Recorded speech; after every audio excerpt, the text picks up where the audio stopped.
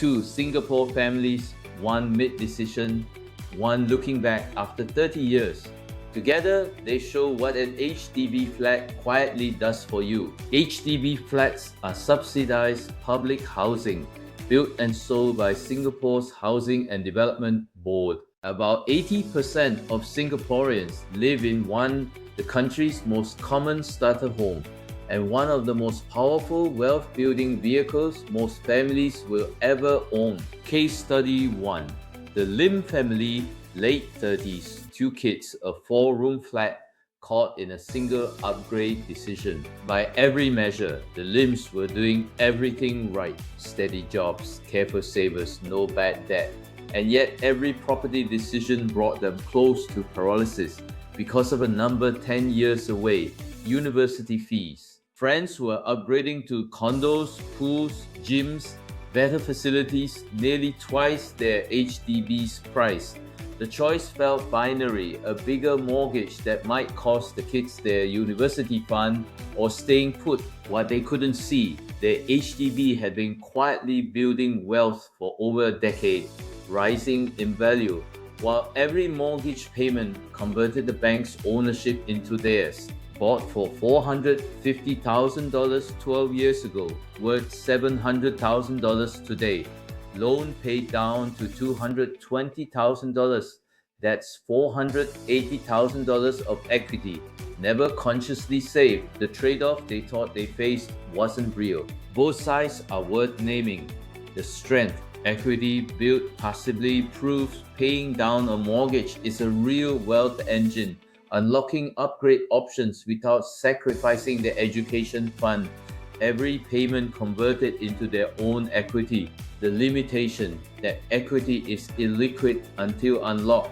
The gain assumes prices kept rising, and selling in a down market could erase years of gains. Before the numbers: sell first for cash certainty and no ABSD exposure, but you need somewhere to stay. Buy first secures the new home, but ABSD applies unless you sell within IRAS's 6-month window. Most staged upgrades sell first. Step 1. Sell the HDB for $700,000. Step 2. Repay the $220,000 loan outstanding. Net cash freed up $480,000, but one more step remains before it's fully theirs. Step 3. Refund CPF, the $140,000 principal used, plus roughly $30,000 in accrued interest. Returns to their CPF ordinary account, not a penalty. Their own retirement savings restored $170,000 back to CPF. Cash remaining $310,000. Step 4.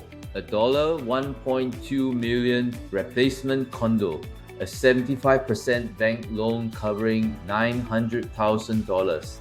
Down payment needed $300,000, $170,000 straight from the CPF that just returned, leaving just $130,000 in cash. Stamp duty, agent fees, and legal costs add up to roughly $50,000. About $130,000 in cash still remains after every cost. Their personal savings were never touched. Case Study 2. The Tan family, an older couple looking back after 30 years and 2 upgrades. The Tans bought their first flat in the late 1980s for roughly what a mid-range car costs today. Over the decades, they upgraded twice, flat to condo, to a larger unit, each move driven by life, not a plan. By the time their children were grown, $2.8 million in property assets, $400,000 in loans, $2.4 million in net equity. No formal strategy, no gross versus net yield math. They bought, held, and upgraded when life needed it. The strength: 3 decades of compounding equity shows the power of simply staying in the market. No advanced strategy needed, just diversified housing exposure as needs grow. The limitation: that pace of growth isn't guaranteed to repeat. Upgrading twice meant paying transaction costs multiple times. and they never track whether active management could have done better. One family made decision asking, should we? One family 30 years later, living proof of what happens when you do.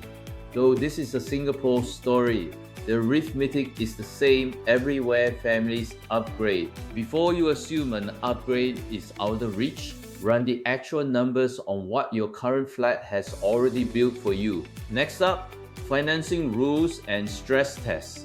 We break down TDSR, MSR loan to value limits and bank stress tests so you know your real borrowing ceiling before you commit. See you there.